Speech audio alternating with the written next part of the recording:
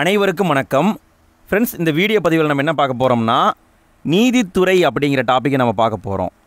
நீதித்துறை அப்படிங்கிறது பார்த்திங்கன்னா ஸ்கூல் புக்கில் பல இடங்களில் இருக்குது. நீங்கள் ஸ்கூல் புக்கில் பார்த்தீங்கன்னா 8ஆம் வகுப்பில் கொடுத்துருப்பாங்க, 10ஆம் வகுப்புலேயும் கொடுத்துருக்காங்க, 12ஆம் வகுப்பில் கொடுத்துருக்காங்க. 3 இடங்களில் நீதித்துறை இருக்குது. நம்ம என்ன பண்ணியிருக்கோம்னா இதை கேள்வி பதிலாக ரெடி பண்ணியிருக்கோம். நீங்கள் எக்ஸாமுக்காக மும்முரமாக படிச்சுட்ருப்பீங்க. இந்த 40 கேள்வி இருக்குதுங்க. அதாவது நம்ம எடுத்துருக்கிறது 40 கேள்வி பதில் எடுத்திருக்கோம். இந்த 40 கேள்வியையும் நல்லா பார்த்துட்டு போங்க ஃப்ரெண்ட்ஸ், கண்டிப்பாக எக்ஸாமில் வரும். இந்த 40 கேள்வியையும் பார்த்துட்டு வீடியோ எப்படி இருந்ததுங்கிறத மறக்காமல் கமெண்ட்டில் போட்டு விடுங்க ஃப்ரெண்ட்ஸ். இதே மாதிரி பாலிட்டி சம்மந்தமாக நம்ம ஆல்ரெடி வீடியோ போட்டிருக்கோம். இந்திய அரசியலமைப்பு சட்டத்தை வீடியோவாக போட்டிருக்கோம். அதில் 34 கேள்வி இருக்குது. மத்திய அரசை பற்றி நம்ம வீடியோ போட்டிருக்கோம். அதில் 43 கேள்வி இருக்குது. இன்றைக்கி காலையில் கூட மாநில அரசை பற்றி நம்ம வீடியோ போட்டிருக்கோம். அதுலேயும் பார்த்தீங்கன்னா கிட்டத்தட்ட 34 கேள்வி இருக்குது. சரிங்களா? ஸோ இந்த கேள்விகளை பார்த்துட்டு போங்க ஃப்ரெண்ட்ஸ், கண்டிப்பாக எக்ஸாமில் வரும். சரி, ஓகே, நம்ம வீடியோக்குள்ளே போகலாம். ஃபஸ்ட்டு கேள்வியை பாருங்கள். கீழ்கண்ட கூற்றுகளை ஆராய்க அப்படின்னு கொடுத்துட்டு 4 பாயிண்ட் கொடுத்துருக்காங்க. 1927இல் பம்பாய், கல்கத்தா, மதராஸ் ஆகிய இடங்களில் மேயர் நீதிமன்றங்கள் ஏற்படுத்தப்பட்டன. 1773இல் ஒழுங்குமுறை சட்டம்ங்கிற ஒரு சட்டம் கொண்டு வந்தாங்க. அந்த சட்டம் உச்சநீதிமன்றம் உருவாவதற்கு வழிவகுத்தது. உச்சநீதிமன்றம் முதலாக கல்கத்தாவில் வில்லியம் கோட்டையில் நிறுவப்பட்டது. உச்சநீதிமன்றத்தின் முதல் தலைமை நீதிபதி சர் எலிசா இம்பே. இந்த 4 பாயிண்டில் எது சரி அப்படின்னு கேட்டிங்கன்னா இங்கே இருக்கிற 4 பாயிண்ட்டுமே கரெக்டு தாங்க. அதாவது பிரிட்டிஷ்காரன் காலத்தில் ஃபஸ்ட்டு உருவாக்கப்பட்டது மேயர் நீதிமன்றம் தான். 1727 உருவாக்குனாங்க. அதுக்கு பின்னாடி பார்த்தீங்கன்னா ஒழுங்குமுறை சட்டம் வந்தது. 1773 ஒழுங்குமுறை சட்டம் வந்தது. அதன்படி தான் உச்சநீதிமன்றம் ஏற்படுத்தினாங்க. உச்சநீதிமன்றம் எங்கே உருவாக்கப்பட்டது? கல்கத்தாவில் வில்லியம் கோட்டைன்னு ஒரு கோட்டை இருக்குது. அந்த கோட்டையில் உருவாக்குனாங்க. அதனுடைய முதல் தலைமை நீதிபதி பார்த்தீங்கன்னா சர் எலிசா இம்பே, இவர் தான் இருந்தார். இந்த 4 பாயிண்ட்டுமே கரெக்டு தான். அடுத்து 2வது கேள்வியை பாருங்கள். உயர் நீதிமன்றம் பற்றிய கூற்றுகளை ஆராய்க. 3 பாயிண்ட் கொடுத்துருக்காங்க. இது சரின்னு சொல்லணும். கல்கத்தா உயர்நீதிமன்றம் நாட்டின் மிக பழமையான உயர்நீதிமன்றம் ஆகும். இது 1862ஆம் ஆண்டு நிறுவப்பட்டது. அலகாபாத் உயர்நீதிமன்றம் நாட்டின் மிகப்பெரிய நீதிமன்றம் ஆகும். இந்த 3 பாயிண்டில் 3 பாயிண்ட்டுமே சரிதாங்க. கல்கத்தா உயர்நீதிமன்றம் தான் ரொம்ப பழமையான உயர்நீதிமன்றம். இது எப்போ உருவாக்கப்பட்டதுன்னா 1862 உருவாக்கப்பட்டது. அதுவே நாட்டுடைய மிகப்பெரிய உயர்நீதிமன்றம்னா அலகாபாத் உயர்நீதிமன்றம். இங்கே 3 பாயிண்ட்டுமே கரெக்டு தான். அடுத்து 3வது கேள்வியை பாருங்கள். கீழ்கண்ட கூற்றுகளை ஆராய்க. கூற்று காரணம் டைப்பில் கொடுத்துருக்காங்க. எது சரின்னு நம்ம சொல்லணும். கூற்று 1859இல் உரிமையியல் நடைமுறை சட்டம் இயற்றப்பட்டது. 1860இல் இந்திய தண்டனை சட்டம் இயற்றப்பட்டது. 1861இல் குற்றவியல் நடைமுறை சட்டம் உருவாக்கப்பட்டது. இந்த 3மே தொடர்ந்து உருவாக்கியிருக்காங்க பாருங்கள். ஃபஸ்ட்டு உரிமையியல் சட்டம், அடுத்து இந்திய தண்டனை சட்டம், அடுத்து குற்றவியல் நடைமுறை சட்டம். 3மே அடுத்தடுத்த ஆண்டு உருவாக்கப்பட்டிருக்கு. காரணம், மெக்காலே தலைமையில் சட்ட ஆணையம் ஏற்படுத்தப்பட்டது. இங்கே விடைன்னு பார்த்தீங்கன்னா அனைத்துமே சரிதாங்க. இந்த சட்டங்களை பார்த்துக்கோங்க ஃப்ரெண்ட்ஸ், கேட்க வாய்ப்பு இருக்குது. 1859 உரிமையியல் நடைமுறை சட்டம் எழுதினாங்க. 1860 இந்திய தண்டனை சட்டம் எழுதினாங்க. 1861 குற்றவியல் நடைமுறை சட்டம் எழுதினாங்க.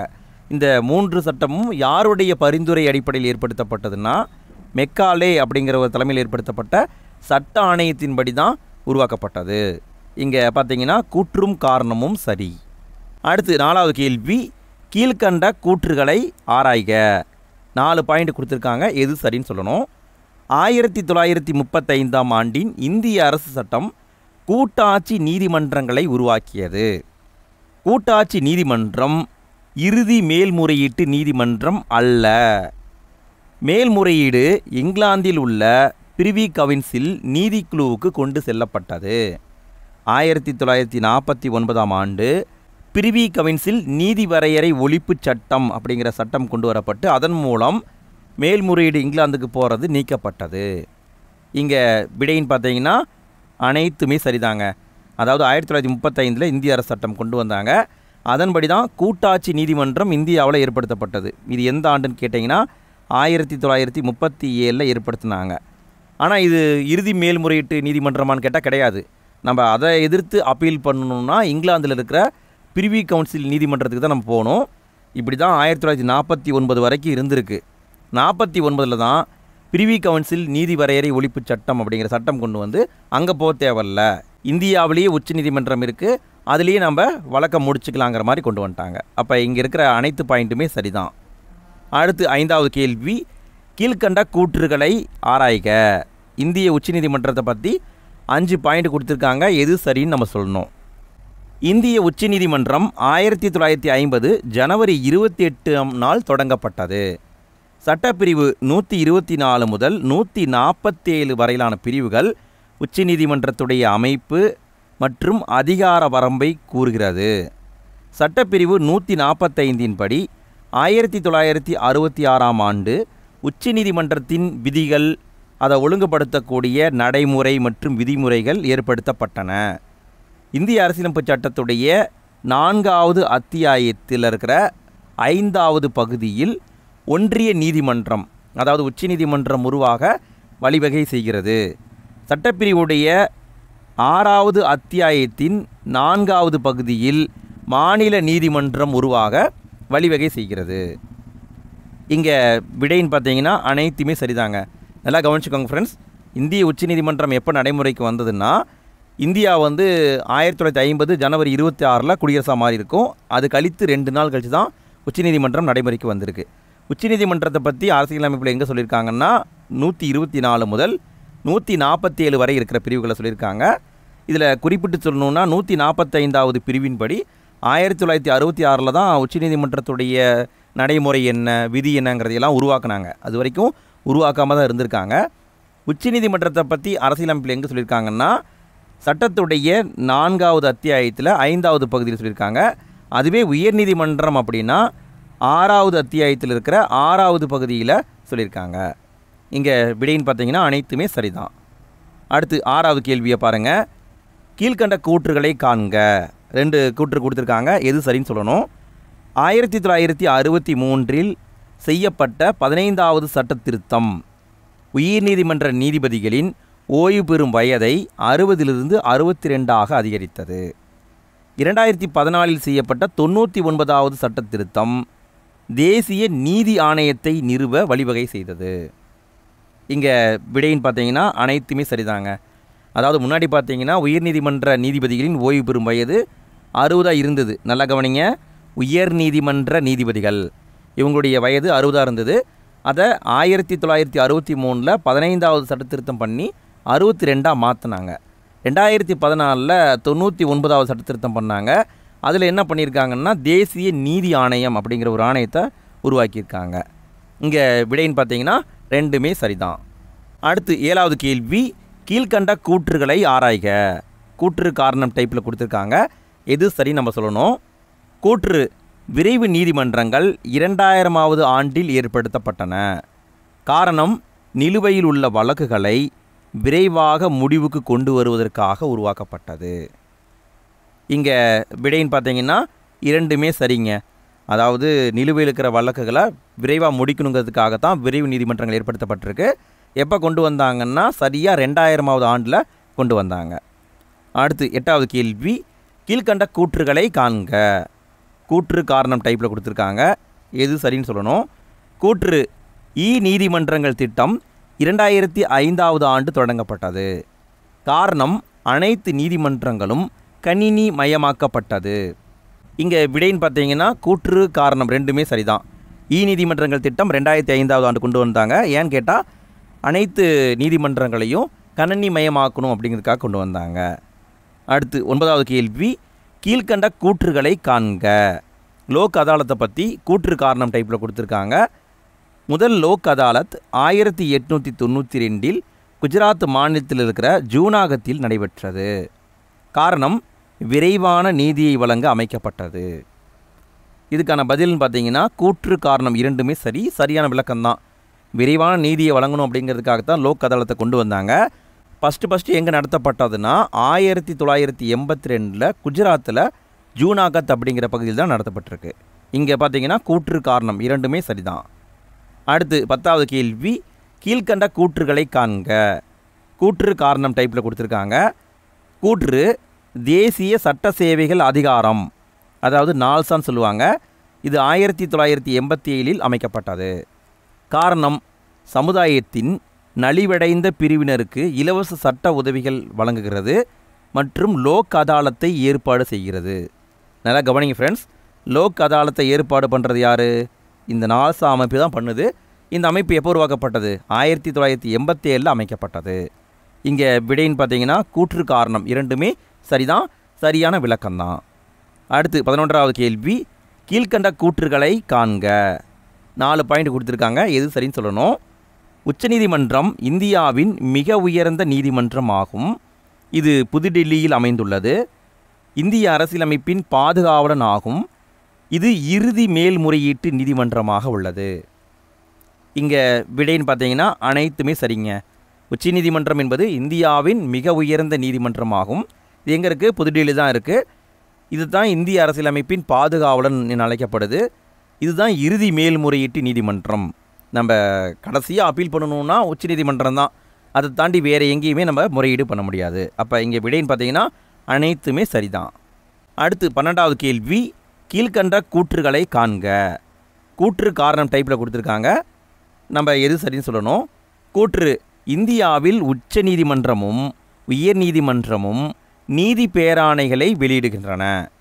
காரணம், சட்டப்பிரிவு 32 படி உச்ச நீதிமன்றமும் சட்டப்பிரிவு 226 படி உயர் நீதிமன்றமும் நீதி பேராணைகளை வழங்குகின்றன. இங்கே விடைன்னு பார்த்தீங்கன்னா கூற்று காரணம் இரண்டும் சரிதான். இந்தியாவை பொறுத்த வரைக்கும் உச்சநீதிமன்றம் உயர்நீதிமன்றம் ரெண்டும் தான் நீதி பேராணையை வெளியிடும் அதிகாரத்தை பெற்றிருக்கு. சட்டப்பிரிவு 32 படி உச்சநீதிமன்றம் நீதி பேராணையை வழங்கும். சட்டப்பிரிவு 226 படி உயர்நீதிமன்றம் நீதி பேராணை வழங்கும். இங்கே பார்த்தீங்கன்னா இரண்டுமே சரிதான். 13வது கேள்வியை பாருங்கள், கீழ்கண்ட கூற்றுகளை காண்க. உச்சநீதிமன்றத்தை பற்றி 3 பாயிண்ட் கொடுத்துருக்காங்க, எது சரின்னு சொல்லணும். இந்தியாவின் உச்ச நீதிமன்றம் நாட்டின் மிக உயர்ந்த நீதிமன்றம் ஆகும். ஒரு உயர்நீதிமன்றத்திலிருந்து மற்றொரு நீதிமன்றத்திற்கு வழக்குகளை உச்ச நீதிமன்றத்தால் மாற்ற முடியும். இதன் முடிவுகள் அனைத்து நீதிமன்றங்களையும் கட்டுப்படுத்தும். இங்கே விடைன்னு பார்த்தீங்கன்னா அனைத்துமே சரிதாங்க. இந்தியாவுடைய உச்ச நீதிமன்றம் தான் நாட்டின் மிக உயர்ந்த நீதிமன்றம். இதனுடைய முடிவு எல்லா நீதிமன்றத்தையும் கட்டுப்படுத்தும். ஒரு உயர்நீதிமன்றத்திலிருந்து இன்னொரு உயர்நீதிமன்றத்துக்கு வழக்குகளை உச்சநீதிமன்றத்தால் மாற்ற முடியும். இங்கே பார்த்தீங்கன்னா எல்லா பாயிண்ட்டுமே சரிதான். அடுத்து 14வது கேள்வி, கூற்று காரணம் டைப்பில் கொடுத்துருக்காங்க. கூற்று உச்சநீதிமன்றம் ஒரு ஆவண நீதிமன்றம் ஆகும். காரணம், இது நீதிமன்ற நடவடிக்கைகளின் பதிவேடுகளை பராமரிக்கிறது மற்றும் இதன் முடிவுகள் கீழ் நீதிமன்றங்களை கட்டுப்படுத்தும். இங்கே விடைன்னு பார்த்தீங்கன்னா கூற்று காரணம் இரண்டும் சரி, சரியான விளக்கம்தான். உச்சநீதிமன்றம் என்பது ஒரு ஆவண நீதிமன்றம்.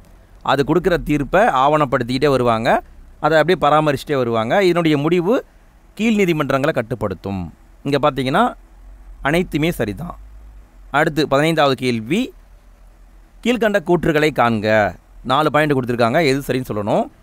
1862 ஜூன் 26 விக்டோரியா மகாராணி வழங்கிய காப்புரிமை கடிதத்தின் மூலம் உயர்நீதிமன்றங்கள் கல்கத்தா, மும்பை, சென்னையில் உருவாக்கப்பட்டன. உயர்நீதிமன்றங்களே மாநில அளவில் மிக உயர்ந்த நீதிமன்றமாகும். மெட்ராஸ் உயர்நீதிமன்ற வளாகம் உலகத்திலேயே லண்டனுக்கு அடுத்து 2வது பெரிய நீதித்துறை வளாகமாகும். இந்தியா விடுதலை அடைந்து அரசமைப்பு ஏற்கப்பட்ட காலத்தில் 7 உயர்நீதிமன்றங்கள் நிறுவப்பட்டிருந்தன. இங்கே விடைன்னு பார்த்தீங்கன்னா அனைத்துமே சரிதாங்க. அதாவது 1862 தான் உயர்நீதிமன்றங்கள் உருவாக்கப்படுது. கல்கத்தா, மும்பை, சென்னையில் உருவாக்கப்படுது. அதுக்கு காரணம் 1862 ஜூன் 26 விக்டோரியா மகாராணி வழங்கிய காப்புரிமை கடிதம். அந்த கடிதத்தை வச்சு தான் உயர்நீதிமன்றங்களை உருவாக்குறாங்க. உயர்நீதிமன்றத்தை பொறுத்த வரைக்கும் மாநில லெவலில் மிகப்பெரிய நீதிமன்றம்னா உயர்நீதிமன்றம் தான். மெட்ராஸ் உயர்நீதிமன்ற வளாகம் உலகத்திலேயே லண்டனுக்கு அடுத்து 2வது பெரிய உயர்நீதிமன்ற வளாகமாகும். இந்தியா விடுதலை அடையும் பொழுது பார்த்திங்கன்னா 7 உயர்நீதிமன்றங்கள் இந்தியா முழுக்க இருந்தது. இங்கே விடைன்னு பார்த்தீங்கன்னா அனைத்துமே சரிதான். அடுத்து 16வது கேள்வி, கீழ்கண்டவற்றை காண்க. இங்கே பார்த்தீங்கன்னா 5 பாயிண்ட் கொடுத்துருக்காங்க, எது சரின்னு நம்ம சொல்லணும். இந்திய அரசியலமைப்பு சட்டம் ஒவ்வொரு மாநிலத்துக்கும் ஒரு உயர்நீதிமன்றத்தை தோற்றுவிக்க வழிவகுக்கிறது. 1956இல் 7வது சட்ட திருத்தம் செய்யப்பட்டது. இதன் மூலம் 2க்கும் மேற்பட்ட மாநிலங்கள் மற்றும் யூனியன் பிரதேசத்திற்கு ஒரு பொதுவான உயர்நீதிமன்றத்தை உருவாக்க நாடாளுமன்றத்துக்கு அதிகாரம் வழங்கப்பட்டது. பஞ்சாப், ஹரியானா மற்றும் சண்டிகர் 3க்கும் பொதுவான உயர்நீதிமன்றம் சண்டிகரில் உள்ளது. வடகிழக்கு மாநிலங்களான அஸ்ஸாம், நாகாலாந்து, மிசோரம், அருணாச்சல பிரதேசம் ஆகியவற்றுக்கு பொதுவான நீதிமன்றம் அஸ்ஸாம் மாநிலத்தில் இருக்கிற கவுஹாத்தியில் உள்ளது. டெல்லி தனக்கென ஒரு உயர்நீதிமன்றத்தை பெற்றுள்ளது. இங்கே விடைன்னு பார்த்தீங்கன்னா அனைத்துமே சரிதான். அதாவது அரசியலமைப்பு சட்டத்தின்படி ஒவ்வொரு மாநிலத்துக்கும் ஒரு உயர்நீதிமன்றம் இருக்கணும். ஆனால் அப்படி இருக்கான்னு கேட்டால் இல்லை. ஏன் இல்லைன்னா 1956 7வது அரசியலமைப்பு சட்ட திருத்தம் பண்ணாங்க. அதன் மூலமாக என்ன பண்ணிட்டாங்க, 2 மாநிலங்கள், அதுக்கு மேற்பட்ட மாநிலங்கள் மற்றும் யூனியன் பிரதேசங்கள் எல்லாத்துக்குமே பொதுவான நீதிமன்றம் இருக்கலாங்கிற மாதிரி கொண்டு வந்துட்டாங்க. அதன்படி பார்த்தீங்கன்னா பொதுவான நீதிமன்றம் ஏற்படுத்தப்பட்டிருக்கு. பஞ்சாப், ஹரியானா, சண்டிகர் இந்த 3க்கும் பார்த்தீங்கன்னா பொதுவான நீதிமன்றம் சண்டிகரில் இருக்குது. சண்டிகர் என்பது யூனியன் பிரதேசம், அங்கே தான் வச்சுருக்காங்க. அதே மாதிரி வடகிழக்கு மாநிலங்களை எடுத்துக்கிட்டிங்கன்னா அஸ்ஸாம், நாகாலாந்து, மிசோரம், அருணாச்சல பிரதேசம் இந்த 4க்குமே பார்த்தீங்கன்னா பொதுவான நீதிமன்றம் கவுஹாத்தியில் இருக்குது.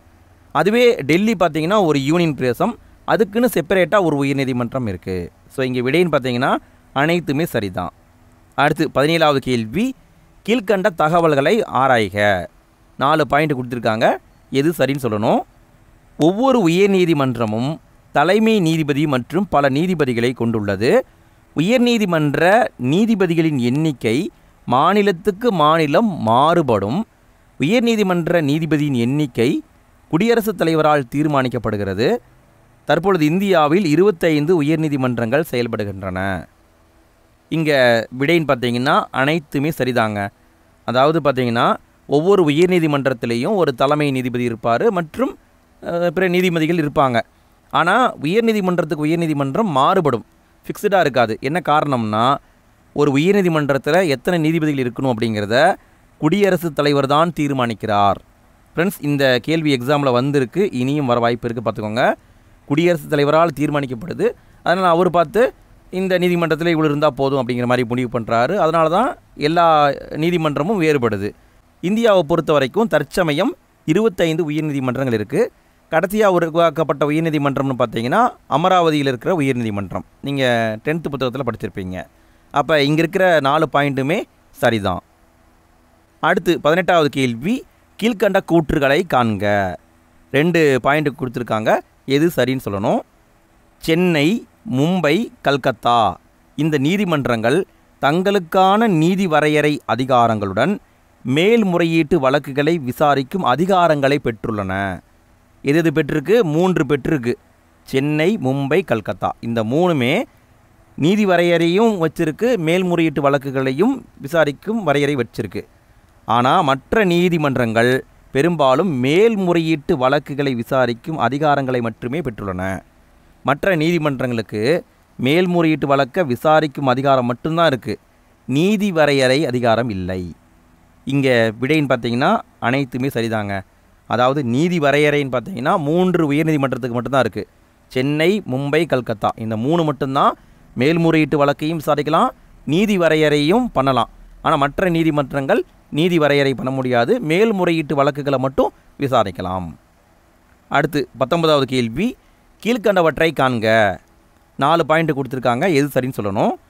சட்டப்பிரிவு 32 படி உச்சநீதிமன்றமும் சட்டப்பிரிவு 226 படி உயர்நீதிமன்றமும் நீதி பேராணைகளை வழங்குகின்றன. நீதி பேராணைகளை வெளியிட உயர்நீதிமன்றங்களுக்கு வழங்கிய அதிகாரம் பெரியதாகும். அதாவது இதுக்கான அர்த்தம் என்னென்னா, நீதி பேராணைகளை அதிகம் பயன்படுத்துறது உயர்நீதிமன்றம் தான். உச்சநீதிமன்றத்துக்கு கொடுத்துருந்தாலும் அது கம்மியாக தான் பயன்படுத்தும். என்ன காரணம்னா, அடிப்படை உரிமை மீறப்பட்டால் மட்டுமே உச்சநீதிமன்றம் நீதி பேராணைகளை வெளியிடும். உயர்நீதிமன்றம் சாதாரண சட்ட மீறலுக்கும் நீதி பேராணைகளை வெளியிடும். ஸோ அதை வச்சு பார்க்கும்போது சாதாரணமாக இவங்க பயன்படுத்துகிறாங்க இல்லையா, ஸோ இவங்க தான் நிறைய முறை பயன்படுத்துவாங்க. அப்போ இங்கே இருக்கிற 4 பாயிண்ட்டுமே சரிதான். ஃப்ரெண்ட்ஸ், நல்லா பார்த்துக்கோங்க. சட்டப்பிரிவு 32ங்கிறது உச்சநீதிமன்றத்துக்கு வரும், சட்டப்பிரிவு 226 என்பது உயர்நீதிமன்றத்துக்கு வரும். நீதி பேராணையை அதிகமாக பயன்படுத்துறது உயர்நீதிமன்றம் தான் பயன்படுத்துகிறாங்க, உச்சநீதிமன்றம் கம்மியாக தான் பயன்படுத்துகிறாங்க. அப்போ இங்கே விடைன்னு பார்த்தீங்கன்னா அனைத்துமே சரிதான். அடுத்து 20வது கேள்வி, கீழ்கண்டவற்றை காண்க. கூற்று காரணம் டைப்பில் கொடுத்துருக்காங்க, எது சரின்னு சொல்லணும். கூற்று, உயர்நீதிமன்றம் பதிவேடுகளின் நீதிமன்றமாக செயல்படுகிறது. காரணம், உயர்நீதிமன்றத்தால் வழங்கப்பட்ட அனைத்து முடிவுகள் மற்றும் தீர்ப்புகள் அச்சடிக்கப்பட்டு சான்று ஆதாரமாக பாதுகாக்கப்படுகின்றன. எதிர்காலத்தில் எழும் கேள்விகளுக்கு தீர்வாக கடந்த கால தீர்ப்புகள் உதவுகின்றன. இங்கே விடைன்னு பார்த்தீங்கன்னா அனைத்துமே சரிதாங்க. உயர்நீதிமன்றம் என்பது பதிவேடுகளின் நீதிமன்றமாக இருக்குது. அது கொடுக்குற தீர்ப்பு எல்லாத்தையுமே பதிவேடாக வச்சுட்டே வருவாங்க. எதிர்காலத்தில் ஏதாவது தீர்ப்பு கொடுக்க போகிறாங்கன்னா ஆல்ரெடி ஏதாவது தீர்ப்பு கொடுத்துருக்குமா அப்படிங்கிறத பார்த்துட்டு அதன்படி தான் தீர்ப்பு கொடுப்பாங்க. அப்போ இங்கே இருக்கிற கூற்று காரணம் இரண்டுமே சரிதான். அடுத்து 21வது கேள்வி, கீழ்கண்ட கூற்றுகளை காண்க. 2 பாயிண்ட் கொடுத்துருக்காங்க, எது சரின்னு சொல்லணும். இங்கிலாந்து அரசால் விசாரிக்கப்பட்ட முதல் வழக்கு 1665 நடந்த அசென்டினா வழக்காகும். அப்போது வாக்ஸ்கிராஃப்ட் அப்படிங்கிற ஒரு ஆளுநராக இருந்தார். இங்கே விடைன்னு பார்த்தீங்கன்னா 2 பாயிண்ட்டுமே சரிதான். இங்கிலாந்து கவர்மெண்ட்டு இந்தியாவில் விசாரித்த முதல் வழக்குன்னு பார்த்தீங்கன்னா அசென்டினா வழக்கு. எப்போ நடந்தது? 1665 நடந்தது. அப்போ யார் ஆளுநராக இருந்தாங்கன்னா வாக்ஸ்கிராஃப்ட் அப்படிங்கிறவர் தான் ஆளுநராக இருந்திருக்காரு. இங்கே விடைன்னு பார்த்தீங்கன்னா 2மே சரிதான். 22வது கேள்வி, கீழ்கண்ட கூற்றுகளை காண்க. 2 பாயிண்ட் கொடுத்துருக்காங்க, எது சரின்னு சொல்லணும். 1793 கார்ன்வாலிஸ் பிரபு சட்ட விதி தொகுப்பு ஒன்றை தயாரித்தார். அது குடிமை மற்றும் குற்றவியல் என இரு விசாரணை முறைகளையும் கையாளுவதாக இருந்தது. இங்கே விடைன்னு பார்த்தீங்கன்னா அனைத்துமே சரிதாங்க. 1793 கார்ன்வாலிஸ் பிரபு கார்ன்வாலிஸ் சட்ட தொகுப்பு அப்படிங்கிற சட்ட தொகுப்பு உருவாக்குனார். அதாவது சட்டத்தை தொகுப்பாக உருவாக்குனதே அவர் தான். ஃபஸ்ட்டு அவர் தான் சட்டத்தை தொகுப்பாக உருவாக்குனார். அது சிவில் லாவுக்கும் வரும், கிரிமினல் லாவுக்கும் வரும். சரிங்களா, 2க்குமே பொதுவானதாக இருந்தது. இங்கே விடைன்னு பார்த்தீங்கன்னா 2மே சரிதான்.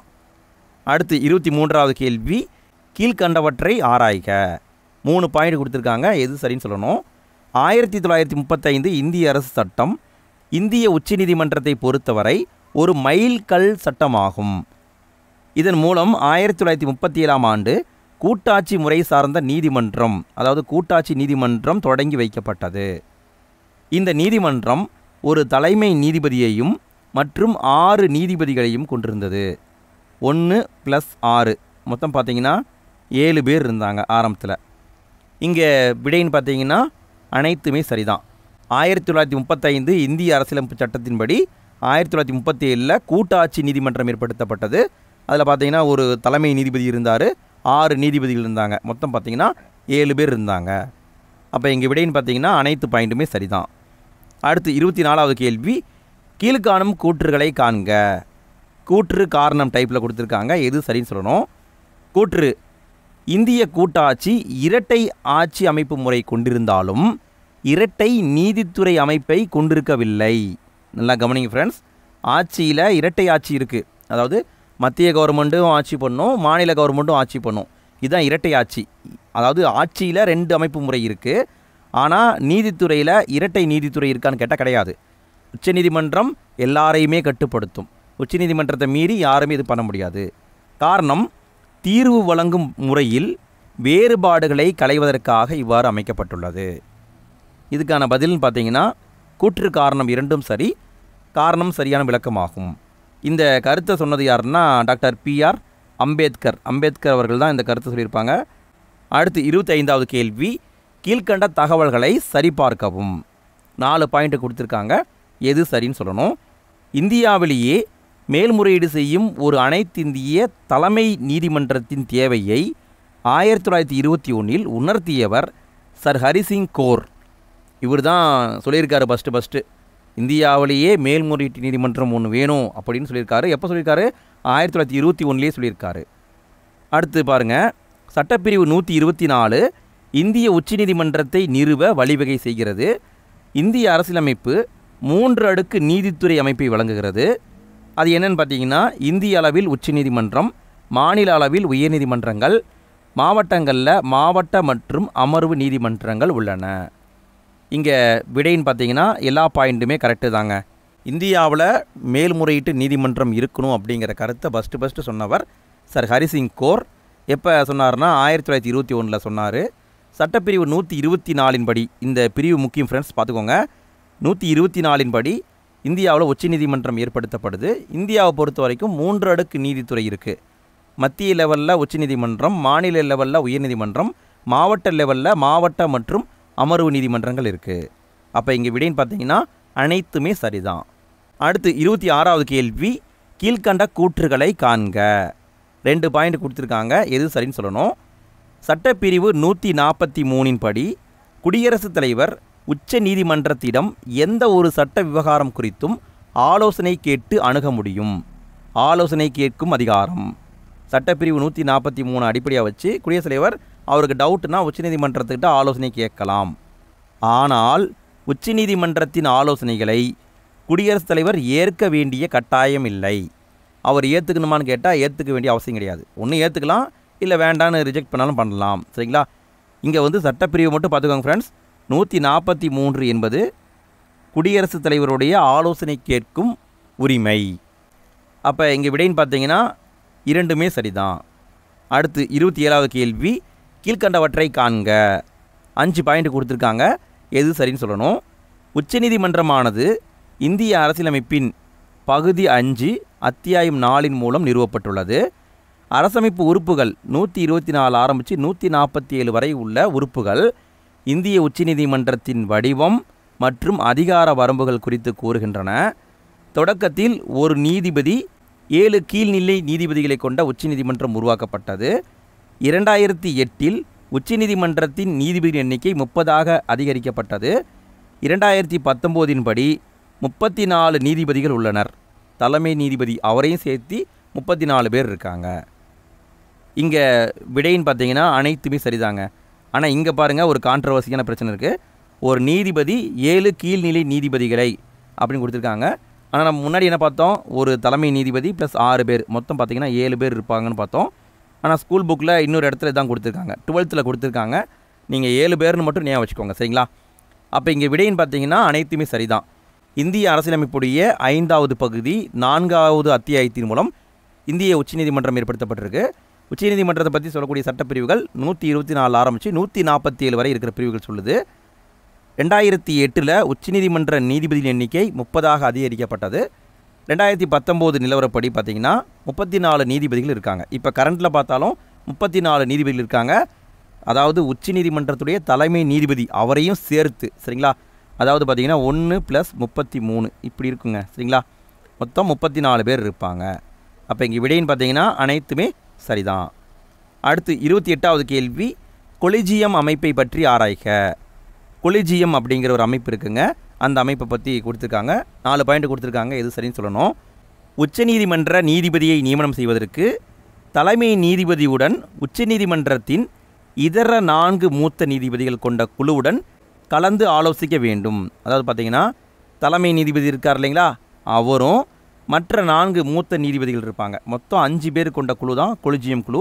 இந்த குழு வந்து டிஸ்கஸ் பண்ணும் யாரை உச்சநீதிமன்றத்தின் நீதிபதியாக போடலாம் அப்படின்ட்டு. அவங்க பரிந்துரையை வந்து குடியரசுத் தலைவர்கிட்ட கொடுப்பாங்க. உச்சநீதிமன்ற நீதிபதி குடியரசுத் தலைவரால் நியமிக்கப்படுகிறார். உச்சநீதிமன்ற நீதிபதி 65 வயது அடையும் வரை பதவியில் இருக்கலாம். ஒரு பாயிண்டை கவனிச்சிங்களா? உயர்நீதிமன்றம்னா 62 வயது, உச்சநீதிமன்றம்னா 65 வயது.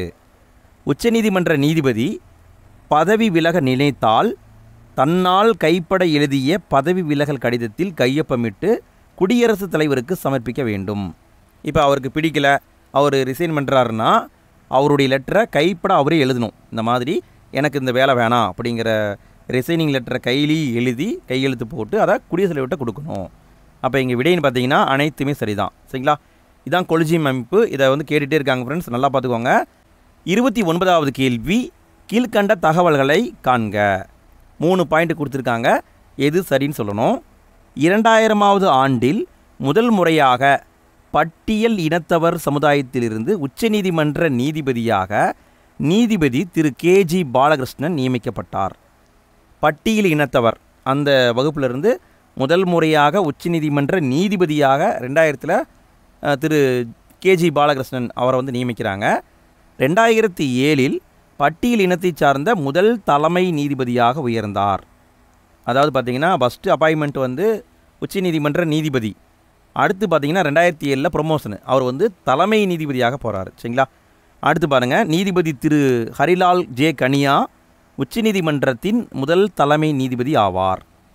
இங்கே விடைன்னு பார்த்தீங்கன்னா அனைத்துமே சரிதாங்க. சரிங்களா? இந்த பாயிண்ட்டை பார்த்துக்கோங்க ஃப்ரெண்ட்ஸ், கண்டிப்பாக கேட்க சான்ஸ் இருக்குது. அடுத்து 30வது கேள்வி, கீழ்கண்ட கூற்றுகளை ஆராய்க. 3 பாயிண்ட் கொடுத்துருக்காங்க, எது சரின்னு சொல்லணும். தற்போதுள்ள உச்சநீதிமன்றம் ஜனவரி 28, 1950 முதல் செயல்பட தொடங்கியது. தொடக்கத்தில் நாடாளுமன்றத்தின் இளவரசர்கள் மாடத்தில் செயல்பட்டது. 1958 முதல் தற்போதுள்ள வளாகத்திற்கு மாற்றப்பட்டது. இங்கே விடைன்னு பார்த்தீங்கன்னா அனைத்துமே சரிதாங்க. அதாவது இது எப்போ செயல்பட ஆரம்பிச்சதுன்னா, குடியரசானது எப்போது 1950 ஜனவரி 26 நம்ம குடியரசு நாடாக மாறியிருப்போம், ஜனவரி 26. ஆனால் உச்சநீதிமன்றம் செயல்பட ஆரம்பித்தது ஜனவரி 28. சரிங்களா? இதை ஞாபகம் வச்சுக்கோங்க. ஆரம்பத்தில் எங்கே செயல்பட்டதுன்னா நாடாளுமன்றத்தில் இருக்கிற இளவரசர்கள் மாடத்தில் செயல்பட்டது. 1958 முதல் இப்போ இருக்கிற வளாகத்துக்கு மாற்றிட்டாங்க. சரிங்களா? இங்கே பார்த்தீங்கன்னா அனைத்துமே சரிதான். அடுத்து 31வது கேள்வி, கீழ்கண்டவற்றை ஆராய்க. 4 பாயிண்ட் கொடுத்துருக்காங்க, எது சரின்னு சொல்லணும். அரசியலமைப்பின்படி ஒவ்வொரு மாநிலமும் ஒரு உயர்நீதிமன்றத்தை பெற்றிருக்க வேண்டும். தற்பொழுது 4 மாநிலங்கள் ஒன்றுக்கும் அதிகமான மாநிலங்களுடன் இணைந்த உயர்நீதிமன்றத்தை கொண்டுள்ளன. 6 யூனியன் பிரதேசங்கள் அருகில் அமைந்த மாநிலத்தின் உயர்நீதிமன்றத்தின் கட்டுப்பாட்டுக்குள் வருகின்றன. டெல்லி மட்டும் தனக்கு என ஒரு உயர்நீதிமன்றத்தை பெற்றுள்ளது. இது நம்ம ஆல்ரெடி முன்னாடியே பார்த்துட்டோம். இங்கே விடைன்னு பார்த்தீங்கன்னா எல்லாமே சரிதாங்க. 32வது கேள்வி, கீழ்கண்டவற்றை காண்க. 4 பாயிண்ட் கொடுத்துருக்காங்க, எது சரின்னு சொல்லணும். மாநில உயர்நீதிமன்றத்தின் தலைமை நீதிபதியை நியமிக்க குடியரசுத் தலைவர், உச்சநீதிமன்றத்தின் தலைமை நீதிபதி மற்றும் மாநிலத்தின் ஆளுநர் ஆகியோரை கலந்து ஆலோசிப்பார். அதாவது இப்போ தமிழ்நாட்டை எடுத்துக்கோங்களேன். தமிழ்நாட்டுடைய உயர்நீதிமன்ற தலைமை நீதிபதியை நியமிக்கணும்னா குடியரசுத் தலைவர் என்ன பண்ணுவார், உச்சநீதிமன்றத்துடைய தலைமை நீதிபதியையும் தமிழ்நாட்டில் யார் ஆளுநராக இருக்காங்களோ அவங்களையும், இந்த 2 பேரையும் டிஸ்கஸ் பண்ணுவார். யாரை அப்பாயின்மெண்ட் பண்ணுறதுன்னு 2 பேரையும் கலந்து ஆலோசிப்பார். மாநிலத்தில் உள்ள பிற உயர்நீதிமன்ற நீதிபதிகளை நியமனம் செய்யும் பொழுது உயர்நீதிமன்றத்தின் தலைமை நீதிபதியின் ஆலோசனை கேட்கப்படும். புரியுதா ஃப்ரெண்ட்ஸ்? அதாவது ஒரு மாநிலத்துடைய தலைமை நீதிபதியை நியமிக்கும் போது மட்டும்தான் ஆளுநர்கிட்ட கேட்பாங்க. அதுவே தலைமை நீதிபதி தவிர்த்து பிற நீதிபதிகளை நியமிக்கிறாங்கன்னா ஆளுநர்கிட்ட கேட்க மாட்டாங்க. உச்சநீதிமன்றத்தின் தலைமை நீதிபதிகிட்ட கேட்டால் போதும். புரியுதுங்களா? உயர்நீதிமன்றத்தின் நீதிபதிகள் 62 வயது வரை பதவியில் இருப்பர். உயர்நீதிமன்றத்தின் நீதிபதிகள் உச்சநீதிமன்ற தலைமை நீதிபதியுடன் ஆலோசனை செய்யப்பட்டு குடியரசுத் தலைவரால் வேறு மாற்றப்படுவர். இப்போ தமிழ்நாட்டில் ஒருத்தர் ஒர்க் பண்ணிகிட்ருக்காரு, உயர்நீதிமன்றத்துடைய நீதிபதியாக ஒர்க் பண்ணிகிட்ருக்காரு அப்படின்னா குடியரசுத் தலைவர் என்ன பண்ணுவார், உச்சநீதிமன்றத்தின் தலைமை நீதிபதியோடு ஆலோசித்து அவரை வேறு இடத்துக்கு மாற்றலாம். சரிங்களா? அப்போ இங்கே விடைன்னு பார்த்தீங்கன்னா அனைத்துமே சரிதான். ஃப்ரெண்ட்ஸ், இந்த பகுதி கொஞ்சம் குழப்பற மாதிரி இருக்கும், பவுஸ் பண்ணி கூட திரும்ப பார்த்துக்கோங்க. சரிங்களா? இந்த பகுதி கண்டிப்பாக எக்ஸாமில் வர வாய்ப்பு இருக்குது. அடுத்து 33வது கேள்வி, நீதித்துறை சீராய்வு பற்றிய கருத்துக்களை ஆராய்க. 2 பாயிண்ட் கொடுத்துருக்காங்க, எது சரின்னு சொல்லணும். நாடாளுமன்றம் அல்லது சட்டமன்றங்கள் இயற்றும் சட்டங்கள் அரசியலமைப்புக்கு முரணாக இருக்குமானால் அந்த சட்டம் செல்லாது என அறிவிக்கப்படலாம். இந்திய உச்சநீதிமன்றம் மற்றும் உயர்நீதிமன்றங்களுக்கு இத்தகைய நீதித்துறை சீராய்வு அதிகாரம் வழங்கப்பட்டுள்ளது. இங்கே விடைன்னு பார்த்தீங்கன்னா அனைத்துமே சரிதான். நல்லா பார்த்துக்கோங்க ஃப்ரெண்ட்ஸ். யாருக்கு நீதித்துறை சீராய்வு அதிகாரம் இருக்குது? உச்சநீதிமன்றத்துக்கு இருக்குது, மாநில உயர்நீதிமன்றத்துக்கு இருக்குது. இந்த 2 பேருமே நாடாளுமன்றம் அல்லது சட்டமன்றம் ஏதாவது ஒரு சட்டத்தை கொண்டு வர்றாங்கன்னா அது அரசியலமைப்புக்கு முரண்பாடாக இருந்ததுன்னா அதை செல்லாதுன்னு அறிவிக்கலாம். சரிங்களா? அப்போ இங்கே விடைன்னு பார்த்தீங்கன்னா 2மே சரிதான். 34வது கேள்வி, பொதுநல வழக்கு பற்றிய தகவல்களை ஆராய்க. பொதுநல வழக்கை பற்றி கொடுத்துருக்காங்க. சட்டப்பிரிவு 32 படி உச்சநீதிமன்றத்திலும் சட்டப்பிரிவு 226 படி உயர்நீதிமன்றத்திலும் குற்றவியல் நடைமுறை சட்டம் 133 படி நடுவர் நீதிமன்றங்களிலும் பொதுநல வழக்கு தாக்கல் செய்ய முடியும். உச்சநீதிமன்றம் 2005ஆம் ஆண்டுதான் ஒரு வழக்கை பொதுநல வழக்காக தீர்மானித்தது. இங்கே விடைன்னு பார்த்தீங்கன்னா அனைத்துமே சரிதான். சட்டப்பிரிவு 32 அடிப்படையாக வச்சு உச்சநீதிமன்றத்தில் தொடுக்கலாம். சட்டப்பிரிவு 226 அடிப்படையாக வச்சு உயர்நீதிமன்றத்தில் தொடுக்கலாம். குற்றவியல் நடைமுறை சட்டம் 133 இந்த பிரிவை வச்சு நடுவர் நீதிமன்றங்கள்லேயும் நம்ம பொதுநல வழக்கு தொடுக்கலாம். பொதுநல வழக்குங்கிறது எப்போ உருவாச்சுன்னா 2005 தான் உருவாச்சு. சரிங்களா, 2005க்கு முன்னாடி கிடையாது, 2005 தான் பொதுநல வழக்குங்கிறது உருவாச்சு. அப்போ விடைன்னு பார்த்தீங்கன்னா அனைத்துமே சரிதான். அடுத்து 35வது கேள்வி, கீழ்கண்ட வழக்குகளை பொருத்தவும். வழக்குகளை கரெக்டாக பொருத்த சொல்லியிருக்காங்க. இங்கே விடைன்னு பார்த்தீங்கன்னா கரெக்டாக தான் பொருத்தப்பட்டிருக்கு. பரமானந்த் கட்டாரா எதிர் இந்திய அரசு இந்த வழக்குடைய முடிவின்படி காயமடைந்த ஒருவருக்கு உடனடி சிகிச்சை வழங்க வேண்டும் அப்படின்னு தீர்ப்பு வந்தது. அதாவது பார்த்தீங்கன்னா ஒருத்தருக்கு அடிபட்டுருச்சு அப்படின்னா அவர் ஹாஸ்பிட்டலுக்கு கொண்டு போனால் 1008 ஃபார்மாலிட்டி சொல்லுவாங்க. அதாவது போலீஸ் கேஸ் ஆயிரும், நாங்கள்லாம் உடனே ட்ரீட்மெண்ட் பண்ண மாட்டோம், நீங்கள் போலீஸ்கிட்ட சொல்லி எஃப்ஐஆர் போட்டுட்டு ப்ராப்பராக கொண்டு வாங்க, அப்புறம் தான் ட்ரீட்மெண்ட் பார்ப்போம் அப்படின்னு சொல்லுவாங்க. அது வரைக்கும் அந்த பேஷண்ட் உயிரோடு இருப்பானான்னு கேட்டால் இருக்க மாட்டான். ஸோ இந்த வழக்குடைய முடிவின்படி அதாவது நம்ம உடனே வந்து இம்மிடியட்டாக சிகிச்சை பண்ணி அவனை காப்பாற்றணும். சரிங்களா, அந்த மாதிரி உச்சநீதிமன்றம் தீர்ப்பு கொடுத்தது. அது எந்த வழக்குன்னா பரமானந்த் கட்டாரா எதிர் இந்திய அரசு வழக்கு. அடுத்து பார்த்தீங்கன்னா ஏகே கோபாலன் எதிர் மதராஸ் மாநில அரசு. இந்த வழக்கில் தனிநபர் சுதந்திரத்தை பற்றி பேசினாங்க, ஆனால் உச்சநீதிமன்றம் இது ஏற்கலை. சரிங்களா, ஆனால் இதே வழக்கை மேனகா காந்தி எதிர் இந்திய அரசு இந்த வழக்காக திருப்பி கொண்டு வந்தாங்க. அதன்படி பார்த்தீங்கன்னா சட்டப்பிரிவு 21 துணை பிரிவாக தனிநபர் சுதந்திரம் சேர்க்கப்பட்டது. சரிங்களா, அப்போ இந்த வழக்கை பார்த்துக்கோங்க ஃப்ரெண்ட்ஸ், கேட்க சான்ஸ் இருக்குது. அடுத்து பார்த்தீங்கன்னா பகவான் தாஸ் எதிர் தில்லி மாநில அரசு. இந்த வழக்கில் கௌரவ கொலை பண்ணுறாங்கன்னா மரண தண்டனை விதிக்கலாம் அப்படிங்கிற மாதிரி தீர்ப்பு கொண்டு வந்தாங்க. அப்போ இங்கே விடைன்னு பார்த்தீங்கன்னா அனைத்துமே சரியாக தான் பொருத்தப்பட்டிருக்கு. ஃப்ரெண்ட்ஸ், இதில் வந்து பார்த்தீங்கன்னா இந்த வழக்கை கேட்க சான்ஸ் இருக்குங்க. சரிங்களா, மேனகா காந்தி வழக்கை கேட்க வாய்ப்பு இருக்குது. தனிநபர் சுதந்திரம் பற்றியது சட்டப்பிரிவு 21 துணை பிரிவாக அதை சேர்த்தாங்க. அடுத்து 36வது கேள்வி, கீழ்கண்ட கூற்றுகளை காண்க. ஆஸ்திரேலியா நாட்டில் உயர்ந்தபட்ச நீதி அமைப்பு, அதாவது அங்கே இருக்கிற உச்சநீதிமன்றத்தை உயர்நீதிமன்றம் என்று அழைக்கப்படுகிறது. அங்கு மாநில தலைமை நீதிமன்றங்களே உச்சநீதிமன்றம் என்று அழைக்கப்படுகிறது. அதாவது பார்த்திங்கன்னா ஆப்போசிட் டைரெக்ஷனில் அழைக்கிறாங்க.